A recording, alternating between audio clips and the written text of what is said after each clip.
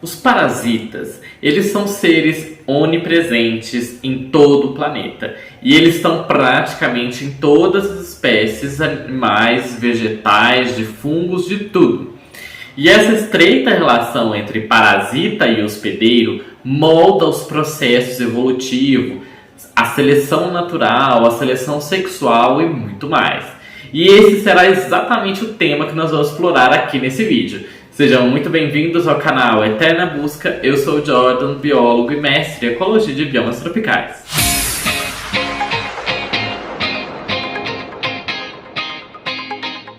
Alguns estimam que até 70% de todas as espécies de animais que existem no mundo são parasitas, tornando o parasitismo a estratégia de alimentar, de consumo mais comum na Terra. E os parasitas representam uma parcela muito significativa da biomassa do mundo. A biomassa é a quantidade de massa de seres vivos. E eles representam até 78% dos alimentos em qualquer ecossistema. Entender então essa relação entre o parasita e o seu hospedeiro é extremamente importante, porque ela nos permite entender mais da dinâmica de evolução das espécies. A coevolução entre hospedeiro e parasita ocorre quando a evolução dos parasitas desencadeia diversas adaptações no seu hospedeiro, que reduzem os custos que aquele hospedeiro vai ter com a infecção, o que por sua vez leva os parasitas a se adaptarem novamente aos seus hospedeiros, e isso fica nessa corrida evolutiva. Esse processo ele pode estar entre os mais importantes geradores de diversidade biológica ao longo dos últimos 3,5 milhões de anos. E isso inclui a geração e manutenção da diversidade genética dentro de populações e de espécies. O sucesso do parasita depende tipicamente de uma relação próxima que ele vai ter com o seu anfitrião, com o seu hospedeiro, que pode ser um hospedeiro ou mais de um. Consequentemente, aspectos do processo de infecção desse parasita têm o potencial de fornecer detalhes indiretos da história natural do hospedeiro a quem ele vai parasitar, e são biologicamente relevantes também para a conservação da espécie no ambiente na qual ela está. A caracterização de infecções parasitárias tem sido útil no delineamento de populações hospedeiras e tem servido como uma forma para avaliar a qualidade ambiental. A agregação, a junção de macroparasitas nas populações hospedeiras é uma lei geral da ecologia parasitária. A maioria dos hospedeiros ela está infectada com poucos ou nenhum parasita de uma determinada espécie, enquanto que uma pequena proporção de hospedeiros está infectada com muitos parasitas. Pensando na população como um todo, poucos indivíduos ficam com muitos parasitas, enquanto que alguns ficam com muito parasita. A maioria dos mecanismos propostos que geram esse padrão quase que universal se enquadram em duas categorias. A primeira é a heterogeneidade ambiental e também a heterogeneidade na susceptibilidade do hospedeiro à infecção ao parasita, porque alguns hospedeiros são mais suscetíveis do que outros.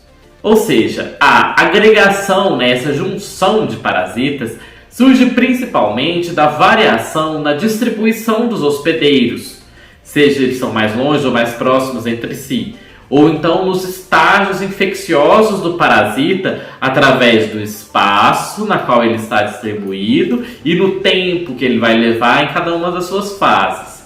Ou então ela é devida à variação no potencial dos hospedeiros para atrair os parasitas ou defender-se dos parasitas, ou então de fornecer recursos alimentares ao parasita. Fatores adicionais sugeridos para influenciar o grau na qual os macroparasitas, os parasitas grandes, eles acabam sendo atraídos para uma população. E isso inclui a reprodução direta dentro do hospedeiro ou em cima, sobre o hospedeiro, e o acúmulo de parasitas com a idade do seu hospedeiro. E aí nós entramos no processo de se defender dos parasitas. Existe uma grande variedade de defesas que os hospedeiros podem ter ao parasitismo. E essas defesas vão desde o seu sistema imune, como eles acabarem sendo resistentes ou desenvolverem uma tolerância, até mesmo a defesas comportamentais, como uma prevenção social, quando, por exemplo, os macacos ficam catando piolho ou carrapato e outras coisas que sejam no pelo, por exemplo. Além disso, a escolha de parceiros com menor quantidade de parasitas. E essas defesas, elas existem ao lado de uma infinidade de características que são dos próprios parasitas. Por exemplo, seres que sejam mais virulentos, outros que são menos virulentos, aqueles que causam sintomas crônicos, outros que sejam agudos. Além disso, o ciclo de vida do parasita, por exemplo, quando os parasitas são de um único hospedeiro, quando ele tem múltiplos hospedeiros. Além disso, temos também os mecanismos de transmissão do parasita, sejam eles quando são transmitidos pelo ar, ou pelo ambiente, ou por uma transmissão social de contato direto, ou uma transmissão sexual. E explicar toda essa diversidade de formas de adquirir parasitas requer em consideração de como diferentes características do hospedeiro e do parasita coevoluíram em resposta um ao outro. A coevolução do parasita com o seu hospedeiro consiste em adaptações pelos hospedeiros para evitar ou tolerar a infecção e uma contra-adaptação que é recíproca a essa adaptação que o hospedeiro desenvolveu. E o parasita ele sempre está tentando fugir ou superar as defesas do seu hospedeiro. Dada a onipresença de parasitas em todo o mundo natural e o forte impacto que eles costumam ter no sucesso do seu hospedeiro, é provável que a coevolução desempenhe um papel importante em uma ampla gama de fenômenos biológicos fundamentais. Por exemplo, a coevolução do hospedeiro parasita, ela implica em, primeiro, a evolução de um sistema imunológico inato e adaptável aos parasitas.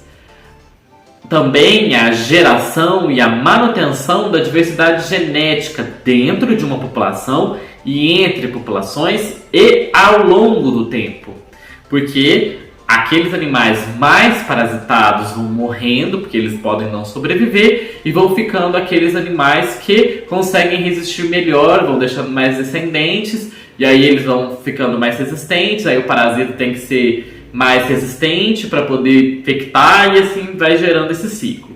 Além disso, pode haver influenciar também na seleção sexual, na socialidade dos animais, além do parasitismo de ninhada. E aí nós vamos conhecer agora a abordagem prox do parasita. A abordagem prox do parasita, ela visa fazer inferências indiretas sobre a história evolutiva de uma espécie de hospedeira, como, por exemplo, o ser humano, através do estudo de algum organismo com a qual essa espécie hospedeira está comumente e intimamente associada.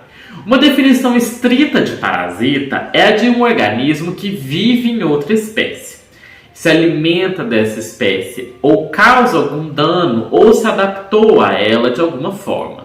E nós vamos usar nesse vídeo uma definição mais inclusiva de parasitas que abrange bactérias e vírus que às vezes são classificados separadamente, bem como parasitas comportamentais ou comensais, como o caso dos ratos, que eles dependem de nós humanos.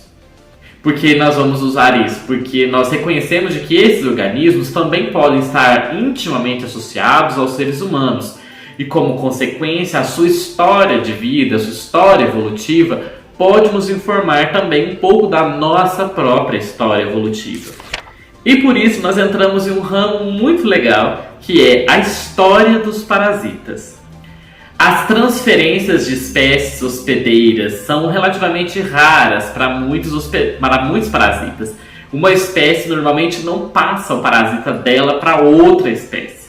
De modo que esses eventos de quando uma espécie passa para outra podem muitas vezes ser distinguidos de padrões mais típicos de concordância que existem entre o parasita e o seu hospedeiro quando eles são muito próximos.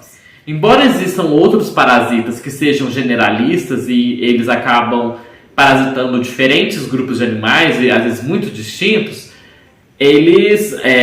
alguns não fazem isso, e esses são os interessantes da gente entender a diversidade da variação das espécies. Nós já sabemos que a transferência de parasitas que são considerados generalistas, ou seja, que eles infectam vários hospedeiros, elas ocorrem mais comumente, embora não exclusivamente, entre espécies hospedeiras que sejam filogeneticamente próximas.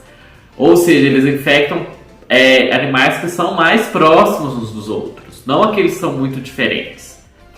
Mas independente disso, quando ocorre transferência de parasita entre espécies diferentes, isso implica contato espacial e temporal entre as espécies hospedeiras envolvidas, porque precisa de tempo e de espaço suficiente para que essa troca possa ocorrer, espaço de convivência e tempo de convivência. A susceptibilidade a parasitas específicos podem exigir um determinado ambiente e comportamento do hospedeiro que facilita a gente fazer inferência sobre como é a ecologia evolutiva do seu hospedeiro.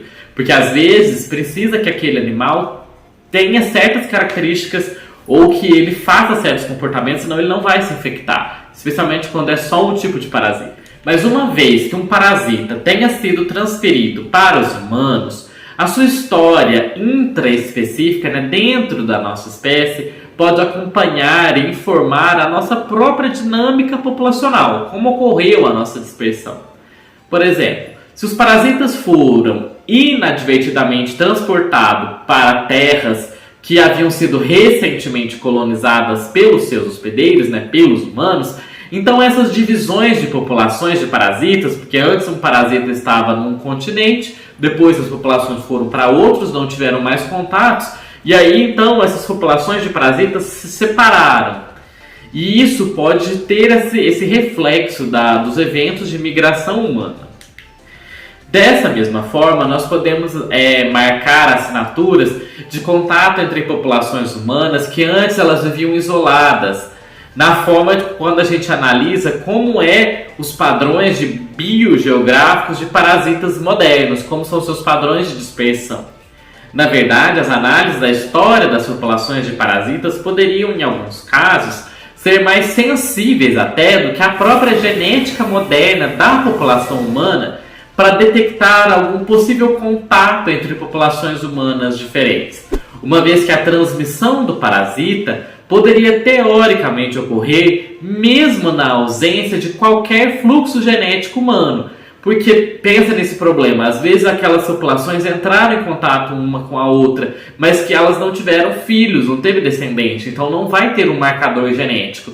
Mas elas podem ter trocado parasitas. E aí a gente vai conseguir perceber pelo parasita. Um outro fenômeno populacional de parasitas que é importante inclui a sua expansão ou então o seu estrangulamento, a sua constrição de expansão, que podem seguir também a história demográfica humana. Os parasitas eles vivem sobre, dentro ou em associação com as suas espécies hospedeiras. Portanto, eles podem ser capazes de sobreviver num contexto ecológico ou biológico que seja específico da sua espécie hospedeira. Após aquela transferência inicial que pode ocorrer de uma espécie para outra, nessa nova espécie o parasita pode se adaptar ao seu novo ambiente e depois ter continuado a adaptar-se às respostas biológicas típicas daquela nova espécie, ou as variações ecológicas daquela nova espécie que ele colonizou. Essa associação coevolutiva entre parasita e hospedeiro apresenta uma oportunidade incrível e amplamente inexplorada de fazer inferências indiretas sobre a biologia evolutiva humana e também a ecologia comportamental humana, através do estudo de adaptações dos parasitas que são específicos do ser humano. Essa forma de uma análise proxy do parasita, ela tem um forte potencial para futuras pesquisas em antropologia evolutiva, porque pode nos dar pistas muito interessantes. E no nosso próximo vídeo, nós vamos explorar justamente um exemplo desse. Nós vamos conhecer como a evolução das tênias, desse verme, também é uma forma de contar a nossa própria evolução humana. Por isso, não deixe de se inscrever aqui no canal para ver quando esse vídeo sair. Eu vou deixar indicado o nosso vídeo anterior, na qual nós falamos sobre como o avanço do aquecimento global e do tráfico de animais tem favorecido o aumento de doenças de origem zoonótica. Então, vejo vocês nesse vídeo e até mais!